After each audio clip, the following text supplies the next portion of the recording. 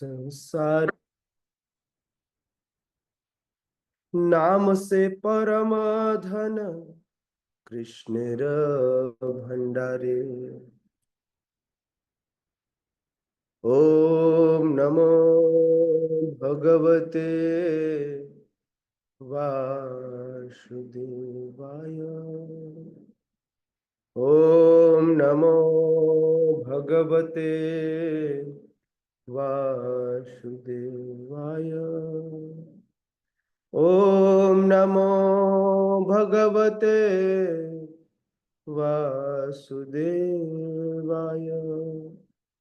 नारायणं नमस्कृत्य नरं चैव नरोत्तमं देवीं सरस्वतीं व्यासं ततो जयमुदीरये। नष्टप्रायेषु अभद्रेषु नित्यं भागवत सेवया भगवते उत्तम श्लोके भक्तिर्भवति नैष्ठिकी। कृष्णाय वासुदेवाय देवकी नंदनाय च नंदगोपकुमाराय गोविंदाय नमो नमः। ॐ अज्ञानतिमिरन्धस्य ज्ञानञ्जनशलाकया चक्षुरुन्मीलितं येन तस्मै श्रीगुरवे नमः। श्रीचैतन्यमनोभीष्टं स्थापितं येन भूतले स्वयं कदा मह्यं ददाति स्वपदान्तिकम्। वन्देऽहं श्रीगुरः श्रीयुतापदकमलं श्रीगुरुं वैष्णवांश्च श्रीरूपं साग्रजातं सहगण रघुनाथान्वितं तं सजीवं साद्वैतं सावधूतं परिजनसहितं कृष्णचैतन्यदेवं श्रीराधा कृष्णपादान् सहगण ललिता श्रीविशाखान्वितांश्च नमो विष्णुपादाय कृष्णपृष्ठाय भूतले श्रीमते भक्तिवेदांत स्वामी नामिने। नमस्ते सारस्वती देवे गौरवाणी प्रचारिणे निर्विशेष शून्यवादी पाश्चात्य देश तारिणे। हे कृष्ण करुणा सिंधु दीनबंधु जगतपते गोपेश गोपिका कांत राधा कांत नमोस्तुते। तप्त कांचन गौरांगी राधे वृंदावनेश्वरी वृषभानुसुते देवी प्रणमामि हरिप्रिये।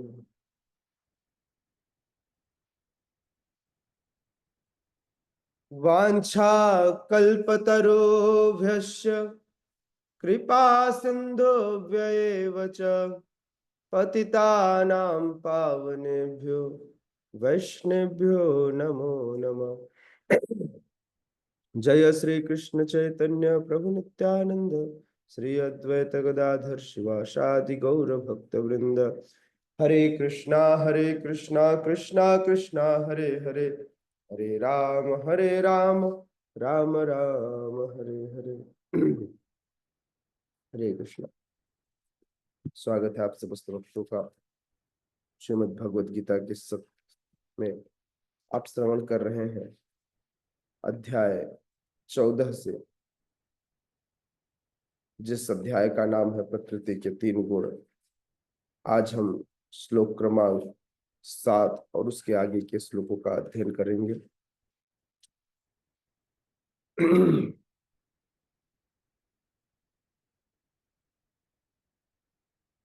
आइए शुरू करते हैं। रजो रागात्मकं विद्धि तृष्णा संग समुद्भवम् तन्निबध्नाति कौन्तेय कर्म संगेन देहिनम्। रजो रागात्मकं विद्धि तृष्णा संगम समुद्भवन् तन्निबध्नाति कौन्तेय कर्म संगेन देहिनम्।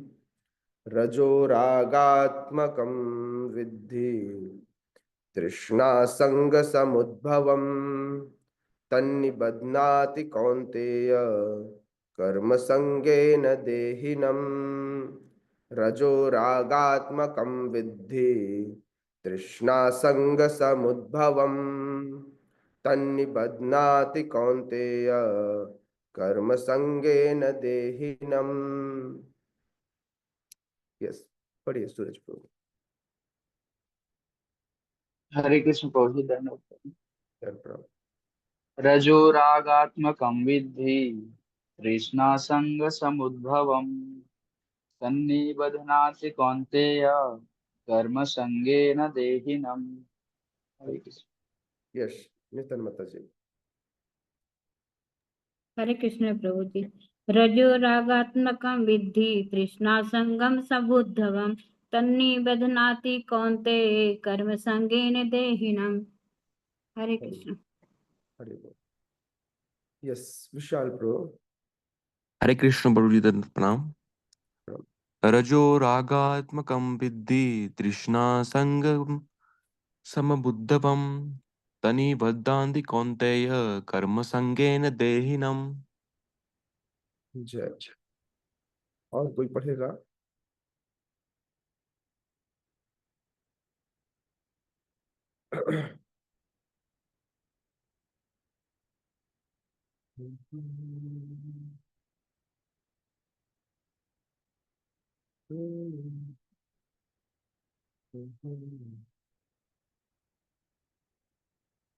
चलिए पढ़ते हैं।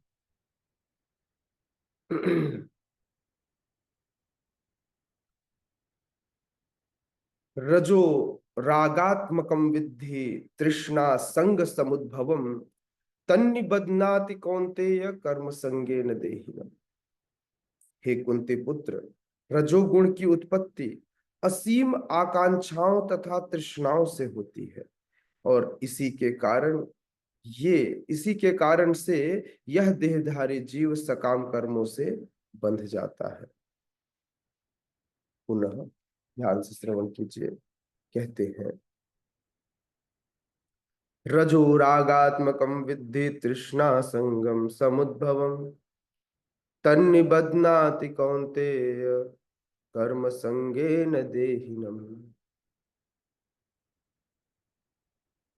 रजोगुण जब भी उत्पन्न होता है किसी के भी अंदर, तो उसका मूल कारण है आकांक्षा, डिजायर, तृष्णा, भूख, प्यास, किसी चीज को पाने की भूख, प्यास, किसी को पाने की तलब। और जब यह रजोगुण उत्पन्न होता है तो यह रजोगुण फिर एक जीवात्मा को इस भौतिक शरीर में बांध देता है। वह जन्म मृत्यु के फेर में पड़ जाता है। मूल कारण क्या? मूल कारण है हमारे डिजायर। अब इसको एग्जाम्पल से समझते हैं। मान लीजिए किसी व्यक्ति की बहुत प्रगाढ़ इच्छा है कि वह आईएएस ऑफिसर बने। यह उसकी इच्छा है। अब इस इच्छा की पूर्ति के लिए वह खूब मेहनत करता है, बड़े तैश में आकर अपना सारा ताकत लगाकर खूब मेहनत करता है। होगा कैसे नहीं, हम करके दिखाएंगे। साधु क्या होता है? कोई बात नहीं, जैसा भगवान की इच्छा। रजोगुणी व्यक्ति क्या करता है? नहीं, मुझे करना ही होगा। जैसे आजकल जितने भी मोटिवेशनल स्पीकर हैं, वो लोगों के अंदर क्या भरते हैं? रजोगुण। हम्म क्या कहते हैं? मेह, मेहनत करने वालों की कभी हार नहीं होती। हाँ, व्यक्ति के अंदर वे रोष भर देते हैं। अच्छा, आपने वो देखा है जब क्रिकेट मैच वगैरह चलता है तो एक लोग एक तरह का साउंड करते हैं, इंडिया इंडिया। हाँ, ये जो वर्ड है, ये उनके अंदर रजोगुण भर देता है, कार्य करने की क्षमता भर देता है। लेकिन ये जो कर्म कृष्ण को समर्पित नहीं होते, तो फिर ये कर्म, ये आकांक्षाएं, ये रजोगुण व्यक्ति को कर्म बंधन में बांध देता है।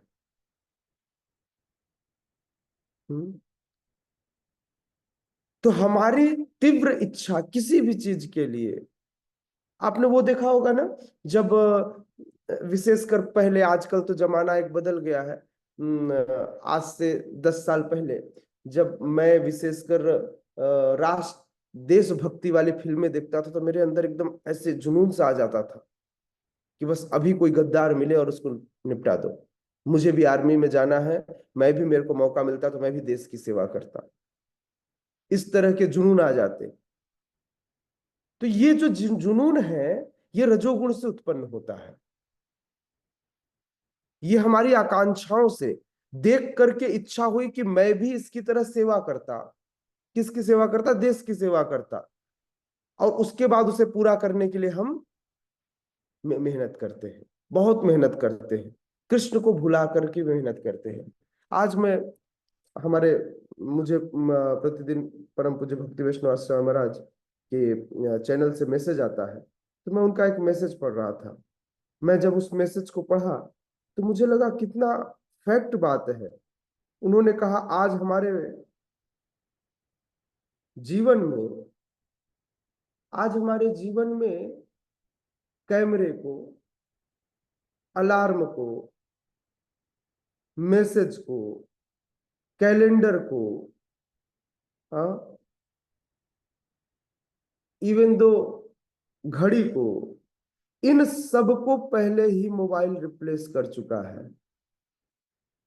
तो उन्होंने एक डर जताया कि कहीं ऐसा समय ना आ जाए एक दिन कृष्ण को भी यह मोबाइल रिप्लेस कर दे। सो बी केयरफुल,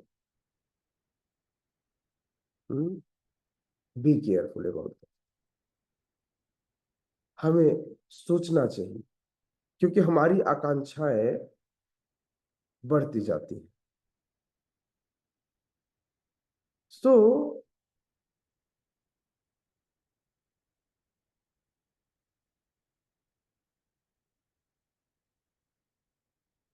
अब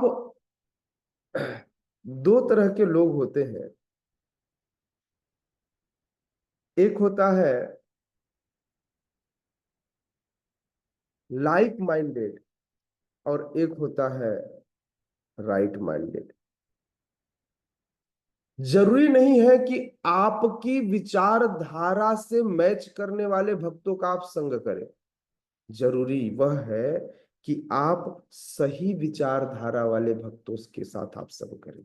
आज लोगों के लिए ऐसा हो गया, प्रभु जी ये मेरी बात सुनते हैं, ये मेरी बात समझते हैं, इसलिए मैं इनका संग करूंगा क्योंकि ये मेरी बात मानते हैं। नहीं, आपको देखना ये होगा कि कौन कौन सही बात कहता है। मैं किसी परेशानी के कारण, किसी बात के कारण लोगों के साथ नहीं जुड़ता। मैं इसलिए नहीं जुड़ता कि चूंकि यह मेरी बात समझता है या ये मेरी बातों को मानता है। नहीं, मैं किसी के साथ इसलिए जुड़ता हूं क्योंकि यह सही बात कहता है। तो आपको ऐसे भक्तों का संग करना है जो जरूरी नहीं कि आपके समान विचारधारा वाला हो। आपको ऐसे भक्तों का संग करना है जो सही विचारधारा वाला हो, right minded, not like minded. कई बार लगता है भाई मेरे पसंद वाला है, मैं जैसा सोचता हूं वैसा सोचता, इसलिए मैं इसके साथ रहता हूं। तो फिर तुम्हारे अंदर परिवर्तन क्या होगा? अगर आप अपने विचारधारा वाले व्यक्ति के साथ ही चलोगे तो फिर आप और दोनों एक साथ मिलकर गड़बड़ करोगे। पहले एक गड़बड़ हो रही थी, अब दो दो गड़बड़ एक साथ होगी। तो इसलिए यदि आपको संग करना हो तो राइट माइंडेड पर्सन का संग करना चाहिए। यस, आगे बढ़ते हैं। श्रीला प्रभुपाद क्लियरली यहां लिखते हैं कि रजोगुण वस्तुतः स्त्री और पुरुष के आकर्षण से बनता है। स्त्री और पुरुष के बीच में आकर्षण होता है, आकर्षण से प्रगाढ़ इच्छा उत्पन्न होती है, और प्रगाढ़ इच्छा दोनों एक दूसरे को आकर्षित करते हैं, और एक दूसरे के आकर्षण के कारण एक दूसरे को पाने की चाहत ही रजोगुण को उत्पन्न करती है। और जब रजोगुण धीरे धीरे वृद्धि होती जाती है तो मनुष्य इसे भौतिक इच्छा, यह भौतिक इच्छा है, इस भौतिक इच्छा को पूरा करने के लिए लालायित हो जाता है। ये न किन प्रकार ये मुझे मिलना चाहिए, या मुझे मिलनी चाहिए, मेरे साथ होनी चाहिए। इस प्रकार से वह अपनी इंद्रिय तृप्ति करना चाहता है।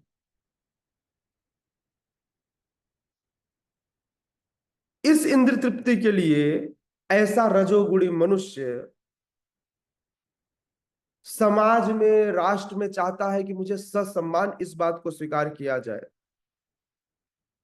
वो चाहता है मुझे सुंदर स्त्री मिले, सुंदर पत्नी मिले, सुंदर पुत्र मिले, सुंदर परिवार मिले, सुखी हो जाऊं। इस प्रकार से अपनी चाहत बढ़ा लेता है। ये सब कुछ रजोगुण के कारण होता है। रजोगुण में व्यक्ति इच्छा करता है, ढेर सारी इच्छा करता है, और अपनी लालसा के कारण खूब मेहनत करता है, खूब मेहनत, कठिन श्रम। कई बार तो इतना श्रम कि उसके मुंह से फेन निकल जाता है, झाग निकल जाता है, इतना श्रम।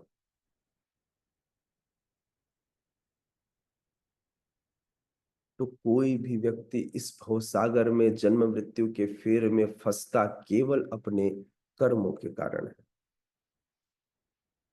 और अगर आपके घर में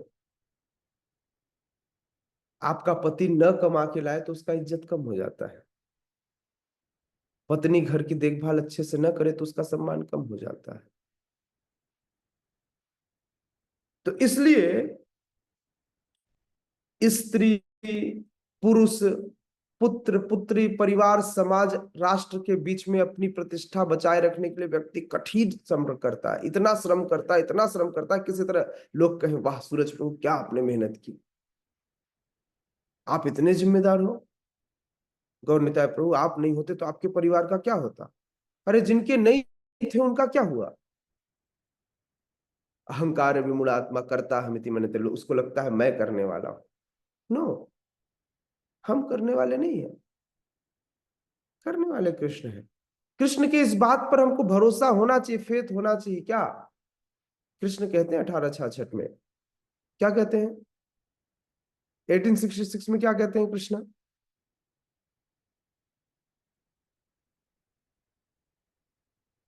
क्या कहते हैं गौरनिताय प्रभु 1816 में, 1866 में, सॉरी,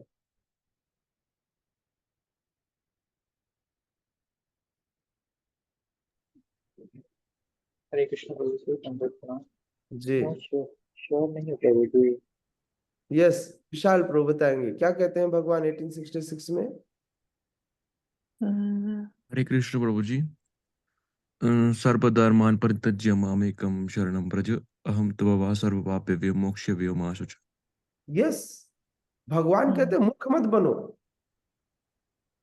तुम्हें लग रहा है तुम कर रहे हो, सब कुछ छोड़ो और मेरे पास आओ। सर्वधर्मान परित्यज्य, सारे धर्म, पुत्र धर्म, पति धर्म, माता पिता, जो भी धर्म आप निभा रहे हो सब छोड़ो और मेरे पास आओ। सर्वधर्मान परित्यज्य मतलब प्रायोरिटी में सबसे ऊपर कृष्ण हो। सर्वधर्मान परित्यज्य, बाकी सारे धर्मों की मतलब नहीं है। माम एकम शरणम, केवल मेरी शरण। तो बोले मान लो फिर गौरनिताय प्रभु भगवान मेरी जिम्मेदारियों का क्या होगा? बोले कौन सी जिम्मेदारी? बोले उस घर में पैदा कराने वाला मैं, चीजें कराने वाले मैं, तुम्हारी कौन सी जिम्मेदारी? जिसको जन्म मैंने दिया है उसका पालन मैं करूंगा। अच्छा, भगवान कहते हैं क्या? भगवान कहते हैं कि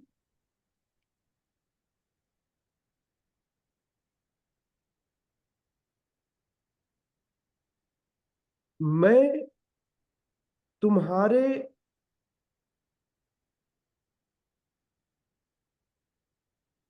9:22 में, 9:22 का एक श्लोक होगा, 9:22 का श्लोक देखिए। भगवान 9:22 में कहते हैं योगम क्षेमम वहाम्यहम्। क्या है पूरा श्लोक? कौन बताएगा? ये श्लोक हम पढ़ चुके हैं, याद करने को मैंने कहा था। 9:22 याद करने को कहा था मैंने। हरे कृष्ण सब प्रभु जी। जी भगवान। अनंत चैतन्य माँ एक जाना पर पास्ते तेनम भी नित्यामि युक्तानम योगक्षेम वहाम्यम। सुना आप लोगों ने? भगवान कह रहे अनन्य चिंतयन्तो माम। हाँ, जो मेरी अनन्य भक्ति करता है, हाँ, एक निष्ठ होकर मेरी सेवा में लगा रहता है, उसकी सारी जिम्मेदारियां योगम क्षेमम वहां मैं अपनी पीठ पर वहन करता हूं, ढोता हूं। भगवान कह रहे हैं सो डू यू थिंक कि आपको इतना टेंशन लेने की आवश्यकता है? मेरे बिना क्या होगा? I am a doer. भगवान कह रहे हैं हाँ, अहंकार विमूढ़ात्मा करता मिति मनते। उसे अहंकार वश उसको ऐसा लगता है कि मैं कर रहा हूं, जबकि करने वाला मैं हूं। सो तुरंत अपनी जिम्मेदारी, जिसे आप जिम्मेदारी कहते हैं, रिस्पॉन्सिबिलिटी, आपकी एक ही रिस्पॉन्सिबिलिटी है। सेवक का धर्म है कृष्ण क्या है? जीवेर स्वरूप है नित्य कृष्णदास। तो सेवक का धर्म है कि अपने मालिक की सेवा करे, अपने पिता की सेवा करे, और मूल पिता की आप सेवा छोड़ बाकी सब कुछ कर रहे हैं। तो तुरंत सारे धर्मों को छोड़कर कृष्ण के शरणागत हो जाना चाहिए। नहीं तो ये सारी जिम्मेदारी, जिसे आप जिम्मेदारी कहते हैं, ये आपको भौतिक संसार, इसी को माया कहते हैं। लोगों को लगता है प्रभु जी मैं तो माया में नहीं हूं ना। नहीं, आप माया में हैं।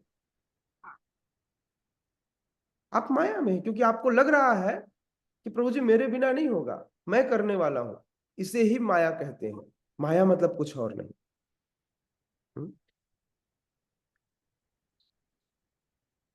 व्यक्ति समाज को, अपने परिवार को, पुत्र पति पत्नी आदि सबको प्रसन्न करने के लिए खूब मेहनत करता है। तो यह समझना चाहिए कि संसार में सभी लोग न्यूनाधिक, कोई थोड़ा कोई ज्यादा, लेकिन सब रजोगुणी। कोई भी व्यक्ति सत्वगुणी नहीं, सबकी कुछ न कुछ इच्छा, डिजायर, आकांक्षाएं हैं। तो श्रीला प्रभुपाद लिखते हैं कि संसार में सबके सब क्या है? न्यूनाधिक। न्यून मतलब कम और अधिक मतलब ज्यादा। कोई कम कोई ज्यादा, लेकिन है सभी क्या? रजोगुणी। न्यूनाधिक सभी रजोगुणी है। आधुनिक सभ्यता में रजोगुण का मानदंड ऊंचा है। प्राचीन काल में सतोगुण उच्च अवस्था माना जाता था, और आज के समय में जिसके पास खूब सारा पैसा है, खूब सारी चीजें हैं, खूब मेहनत करता है, उसे ऊंचा माना जाता है। तो ये सभ्यता बदल गई। वैदिक सभ्यता में जो सतोगुणी, जो शांत, जो साधु होता था, उसका स्थान आज तो साधुओं को लगता है एक भिखारी आ गया भीख मांगने। साधु का ये सम्मान है। यदि सतोगुणी लोगों को मुक्ति नहीं मिल पाती तो वो रजोगुणी हो जाते हैं। पहले लोग परित्याग करते हैं, निराकार का ध्यान करते हैं, सतोगुणी बनते हैं। अब निराकार में कुछ मिलता नहीं तो धीरे धीरे वो सत्वगुण को छोड़ करके हॉस्पिटल बनवाते हैं, बड़े बड़े स्कूल बनवाते हैं, और वहां के मठाधीश बन के बैठ जाते हैं। प्रचार नहीं, चीजें नहीं। तो श्रीला प्रभुपाद कहते हैं ऐसे लोगों के विषय में अब मैं क्या कहूं, आप लोग कह लीजिएगा जो कहना होगा, है ना। आइए श्लोक क्रमांक 8 में आगे बढ़ते हैं। तमस्त्वज्ञानजं विद्धि मोहनम सर्वदेहिनां प्रमादालस्य निद्राभिस्तन्निबध्नाति भारत। तमस्त्वज्ञानजं विद्धि मोहनम सर्वदेहिनां प्रमादालस्य निद्राभि तन्निबध्नाति भारत।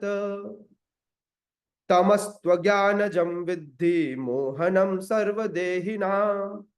प्रमादालस्य निद्राभि तन्निबध्नाति भारत। यस, कमलता माता जी पढ़िए। हरे कृष्ण प्रभु जी। तमस्त ज्ञान जन विद्धि मोहन सर्व वेदेहि नाम। प्रमाद आलस्यम निद्रा भी निद्रा भी तत्। एक मिनट प्रभु जी। निबंधनाति भारत। लेट हो गई प्रभु जी, इसलिए थोड़ा गला हो रहा है। कोई बात नहीं माता जी, कोई बात। यस, नूतन माता जी। हरे कृष्ण प्रभु जी। तमस्त ज्ञानजं विद्धि मोहनम सर्वदेहिनां। प्रमाद आलस्य निद्रा भी तन्निबध्नाति भारत। हरि हरे बोल, सच बोल। हरे कृष्ण प्रभु। तमस्त्वगानजं विद्धि मोहनं सर्वदेहिनां। प्रमादालस्य निद्राभिः स्तन्निबध्नाति भारत। हरि बोल। Yes, who will be next? Hina माता जी पढ़िए। हरे कृष्ण प्रभु जी, दंडवत प्रणाम। धन्यवाद, प्रणाम। तो ज्ञानजं विद्धि मोहनं सर्वदेहिनां। प्रमादालस्य निद्राभिः तन्निबध्नाति भारत। हरे कृष्ण प्रभु जी। यस, राष्ट्र में। हरे कृष्ण प्रभु जी, धन्यवाद। तमस्त ज्ञानम जन विद्धि मोहनम सर्वदेहिनां। प्रमाद आलस्य निर्विद्या तत् निबन्ति भारत। हरे कृष्ण प्रभु। तमः तू अज्ञान जम। तमोगुण अज्ञान को जन्म देने वाला है। विद्धि, तुम्हें यह जानना चाहिए हे अर्जुन, तमोगुण अज्ञान को उत्पन्न करता है। या फिर वाइस वर्सा, अज्ञान से तमोगुण उत्पन्न होता है। दोनों चीजें एक साथ। व्यक्ति जब तमोगुण में होता है तो उसका ज्ञान नष्ट हो जाता है, या फिर जब अज्ञानी होता है तब वह तमोगुण में आ जाता है, किसी को मारने को उतारू हो जाता है, और इस प्रकार से सब कुछ मतलब सारे बुरे कार्यों में लग जाता है। दोनों एक साथ। तमस्त्व ज्ञान जम विद्धि मोहनम सर्वदेहिना। और इस प्रकार से जब उसे अज्ञान से उसे तमोगुण आता है तो सारे के सारे जितने भी अज्ञान के कारण, तमोगुण के कारण व्यक्ति क्या हो जाता है? मोहित हो जाता है। उसे ज्ञान का अभाव नहीं, तो समस्त देहधारी तमोगुण में क्या हो जाते हैं? मोहित हो जाते हैं। स्वप्न चलता है तो व्यक्ति मोहित हो जाता है, उसको लगता है सब कुछ रियल है। यह भी मोह है। मोहित हो जाता है, भ्रमित हो जाता है। क्या आता है? इसका प्रतिफल क्या है? कैसे समझेंगे? हाँ, जब किसी के शरीर में खूब निद्रा बढ़ जाए, खूब आलस आए, प्रमाद, खूब पागलपन हो, किसी चीज की जुनून छाए, तो इसको कहते हैं तमोगुण, अननेसेसरली। अच्छा, रात को 6 घंटे सोने को नहीं कह रहे हैं ना। रात को 6 घंटा अगर कोई चैन से सोता है, या फिर रात को थोड़ा कम सोता है, दिन में अगर वो थोड़ा सोता है, तो इसको नहीं कह रहे हैं कि ये आलस है। कई बार व्यक्ति दिन भर खाता है, सोता है, फिर थोड़ी देर मोबाइल चलाता है, फिर सोता है, इसे कहते हैं आलस या निद्रा। एक तो बॉडी की डिमांड है, तो उसके लिए नहीं बात की जा रही है। तो इस तमोगुण का प्रभाव यह है कि तमोगुण में व्यक्ति खूब जुनूनी हो जाता है, आलस होता है, नींद आती है। इस प्रकार से यह तमोगुण जीव को बांध देता है। कहाँ? भौतिक संसार में वह बाधित हो जाता है, बंधित हो जाता है। श्रीला प्रभुपाद यहां पर एक शब्द का वर्णन करते, कहते तू शब्द, तू मतलब लेकिन।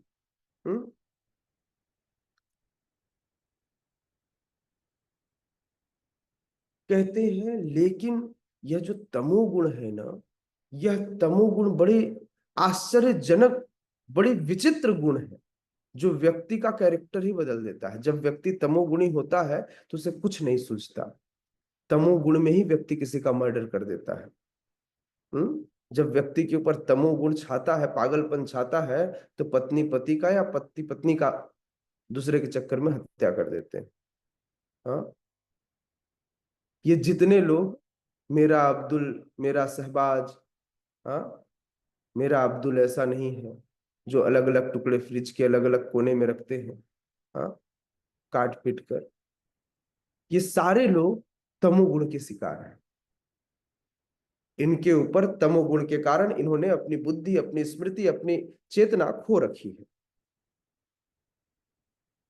तमोगुण जस्ट अपोजिट है। सत्वगुण में व्यक्ति शांत होता है और तमोगुण में व्यक्ति विचलित हो जाता है। तो सत्वगुण का अपोजिट है तमोगुण।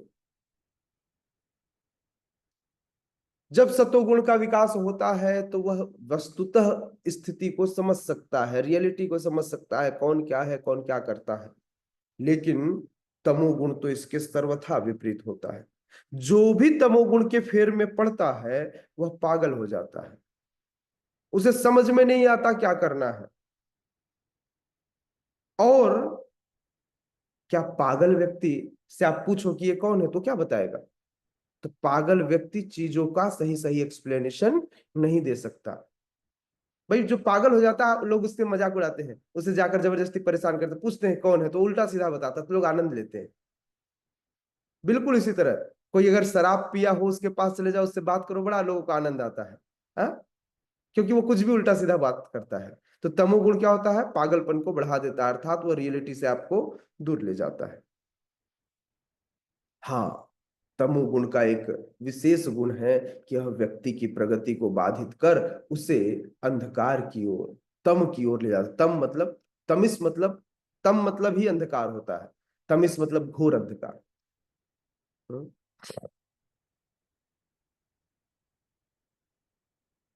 तमोगुण की परिभाषा वैदिक साहित्य में इस प्रकार दी गई है: वस्तु याथात्मक, वस्तु याथात्मय ज्ञान वर्कम विपर्य ज्ञान जनकम तमः। अज्ञान के वशीभूत होने पर कोई मनुष्य किसी वस्तु को यथारूप में नहीं समझ पाता, इसे हम तमोगुण कहते हैं। जो भक्तों को न समझ पाए वे तमोगुणी है। जो चीजों की वस्तुतः सेवा को न समझ पाए समझाने के बाद तो वह तमोगुणी है। तो ऐसा व्यक्ति प्रगति नहीं करता।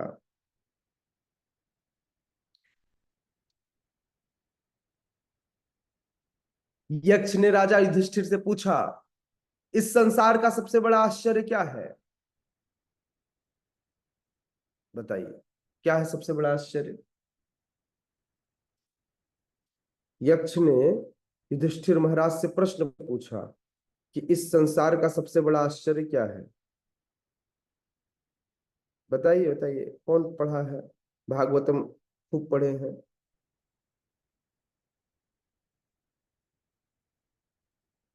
मृत्यु।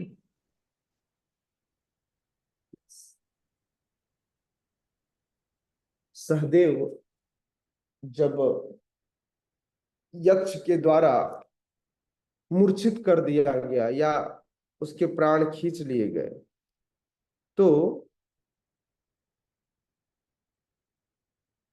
यक्ष प्रश्न पूछते हैं। उस प्रश्न के बदले ही वे इनके भाइयों का जीवन, एक करके सारे भाइयों का, अंतिम युधिष्ठिर महाराज बचे होते हैं। तो कई सारे प्रश्न पूछते हैं। एक प्रश्न पूछते हैं कि मैं कौन हूं, इसका उत्तर दो। दूसरा प्रश्न पूछते हैं कि जीवन का उद्देश्य क्या है। तीसरा प्रश्न पूछते हैं जन्म का कारण क्या है। चौथा प्रश्न पूछते हैं कि जन्म मरण बंधन से कौन मुक्ति कराता है। वासना और जन्म का संबंध क्या है, और इस संसार में दुख क्यों है। भगवान ने दुख की रचना क्यों की, ईश्वर कौन है, वह स्त्री है या पुरुष है, उनका स्वरूप क्या है, भाग्य क्या है, सुख शांति का रहस्य क्या है, सच्चा प्रेम क्या है। इस प्रकार से अनेक प्रश्न पूछते हैं, लेकिन एक प्रश्न पूछते हैं कि इस संसार का सबसे बड़ा आश्चर्य क्या है। इस संसार का सबसे बड़ा आश्चर्य क्या है, यह अंतिम प्रश्न था, यक्ष ने पूछा। इस संसार का सबसे बड़ा आश्चर्य यह है, जो यहाँ शिला प्रभुपाद लिख रहे हैं, कि प्रत्येक व्यक्ति देखता है कि उसके बाबा मर गए, उसके दादाजी, परदादा, नाना, नानी, संसार में लोगों को मरते देखता है। फिर भी वह इस बात को नहीं मानता कि वह कभी मरेगा। उसको लगता है मैं तो अभी जिंदा रहने वाला हूं, मैं तो अभी जीऊंगा। मनुष्य मरते हैं वह इस बात को, देखो शाब्दिक रूप से जानना अलग बात है और मानना अलग बात है। जानते सभी है, मानता कोई नहीं है। सबको लग रहा है मैं तो अभी ठीक हूं प्रभु जी, मुझे कुछ नहीं हुआ, मुझे खाने में कोई समस्या नहीं, मेरा पाचन शक्ति अच्छा है, सब कुछ अच्छा, प्रभु जी मैं ठीक हूं, मैं तो अभी लंबा जीने वाला हूं। किसी को नहीं लगता कि वह मरने वाला है। यह संसार का सबसे बड़ा आश्चर्य है। जबकि जातस्य ही ध्रुव मित्र, जिसका जन्म हुआ है वह अवश्य मरेगा। फिर भी उसको लगता है मैं हूं, मेरे संतान है, मेरी पत्नी है, मेरे बच्चे, प्रभु जी मैं कैसे मरूंगा।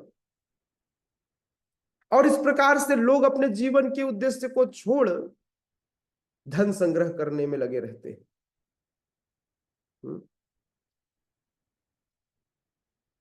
ऐसे लोग पागलपन में अपने जीवन के मूल उद्देश्य को भूल जाते हैं और धीरे धीरे आलसी हो जाते हैं। अपने आध्यात्मिक जीवन की उन्नति के विषय में नहीं सोचते, वे इसमें कोई रुचि नहीं दिखाते। कई बार उनको बोलो भगवत गीता क्लास में आना है, प्रभु जी समय नहीं है, प्रभु जी बहुत थक जाते हैं, प्रभु जी बहुत काम है, लाइक दैट। खूब सारे बहाने हैं उनके पास। अच्छा देखिए, यहाँ पर जो मैं बात बोल रहा था, सेम बात शिला प्रभुपाद लिख रहे हैं कि तमोगुण का एक मूल चीज है कि वह आवश्यकता से अधिक सोता है। 6 घंटे की नींद पर्याप्त है, लेकिन ऐसा व्यक्ति दिन भर में 10 से 12 घंटे तक सोता है। ऐसा व्यक्ति सदैव निराश प्रतीत होता है। अच्छा, जो खूब सोता है ना, उसके चेहरे से लटक जाते हैं, फूल भी जाता है, लटक भी आते हैं, मतलब ऐसा लगता है भाई किसी ने मार पीट के कूट के सुला दिया इसको। हाँ? तो ऐसा व्यक्ति सदैव निराश प्रतीत होता है और उसके अंदर चीजों को पाने की इच्छा, प्रगाढ़ इच्छा बढ़ जाती है। 10 से 12 घंटे तक सोता है और इस प्रकार से उसके अंदर लस्ट, सेक्स डिजायर बढ़ जाता है। खूब सोता है तो व्यसनी बन जाता है। हाँ, यही तमोगुण के लक्षण है। श्लोक क्रमांक 9 का अध्ययन करेंगे कल, क्योंकि मैं हूं थोड़ा थका हुआ। मुझे दीजिए इजाजत। एकाध कोई प्रश्न हो किसी का तो ले सकते हैं। हरे कृष्ण प्रभु जी, सादा प्रणाम प्रभु जी। पराह्न का समय कितने बजे है? कुछ 5:30 से 9:30 तक।